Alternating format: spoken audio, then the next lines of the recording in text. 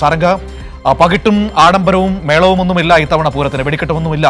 വലിയൊരു സങ്കടത്തിന് തണലിൽ നമ്മൾ പൂരം ആചാരപരമായി കൊണ്ടാടുന്നു എന്ന് മാത്രം അല്ലേ?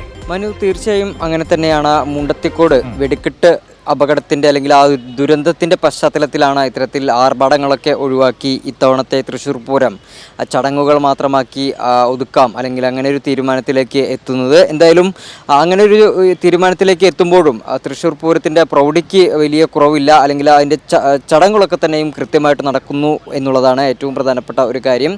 കൃത്യമായിട്ട് തന്നെ അത്തരം ചടങ്ങുകളൊക്കെ നടക്കും. ഇന്ന് പൂരം വിളംബരമാണ്. അപ്പോൾ അതിനോടനുബന്ധിച്ചുള്ള ചടങ്ങുകളൊക്കെ തന്നെയും ഇവിടെ തൃശ്ശൂർ ഈ മൈതാനത്ത് തേക്കിൻകാട് മൈതാനത്ത് നടന്നുകൊണ്ടിരിക്കുകയാണ്. നിരവധി ആളുകൾ ഇങ്ങോട്ടേക്ക് എത്തുന്നുണ്ട്. പോലീസ് സന്നാഹം ഉൾപ്പെടെ എത്തിയിട്ടുണ്ട്. പ്രധാനമായും ഇന്ന് തെക്കേ ഗോപുരനട തുറക്കും.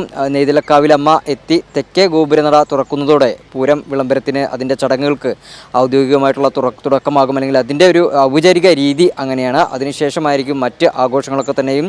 എന്തായാലും ഈ ചടങ്ങിനോട് അനുബന്ധിച്ച് ഇവിടെ നിരവധി ആളുകളൊക്കെ സംഘാടകരൊക്കെ കൂടി നിൽക്കുന്ന ഒരു കാഴ്ചയാണ് കാണുന്നത്. അവരുടെ നേതൃത്വത്തിൽ എല്ലാ ചടങ്ങുകൾക്കും വേണ്ടുള്ള ഒരുക്കങ്ങളും മറ്റു കാര്യങ്ങളുമൊക്കെ ഒരുങ്ങിക്കൊണ്ടിരിക്കുകയാണ്. ഈ ദേശക്ഷേത്രങ്ങൾക്ക് അല്ലെങ്കിൽ ദേശപൂരങ്ങളുടെ വരവിന് വേണ്ടിയിട്ടാണ് നാളെ ഈ നട തെക്കേ ഗോപുരനട തുറക്കുന്നത്. അതോടുകൂടി ഒരു വലിയ ആഘോഷത്തിലേക്ക് അല്ലെങ്കിൽ അതിൻ്റെയൊക്കെ കൂടുതൽ ചടങ്ങുകളിലേക്ക് കടക്കുന്നു എന്നുള്ളതാണ്.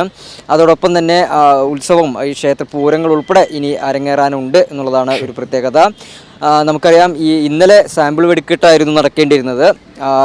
സാധാരണ പോലെ തന്നെ വലിയ ആഘോഷമാക്കുന്ന തരത്തിലായിരുന്നു സാഹചര്യമെങ്കിൽ വലിയ ആഘോഷത്തോടെ തന്നെ തൃശ്ശൂർ പൂരത്തിൻ്റെ സാമ്പിൾ വെടിക്കെട്ടൊക്കെ നല്ല രീതിയിൽ ഇന്നലെ നടക്കേണ്ടതായിരുന്നു. പക്ഷേ ഈ ദുരന്തത്തിൻ്റെ പശ്ചാത്തലത്തിൽ അതൊക്കെ ഒഴിവാക്കിക്കൊണ്ട് ഈ പാറമേക്കാവിൻ്റെയും ആഘോഷങ്ങളൊക്കെ ഒഴിവാക്കിക്കൊണ്ട് ഏറ്റവും സാധാരണ രീതിയിൽ ഒരു ഉത്സവവും അതിൻ്റെ ആചാരവും മാത്രമാണ് ഇത്തവണ നമുക്ക് തൃശ്ശൂർ പൂരത്തിൽ കാണാൻ കഴിയുന്നത്. വിവരങ്ങളാണ് സാരംഗ് നൽകിയത്. വലിയ സങ്കടത്തിൻ്റെ മുൻപിലാണ് തൃശ്ശൂർ പൂരം ഇത്തവണ കടന്നു പോകുന്നത്.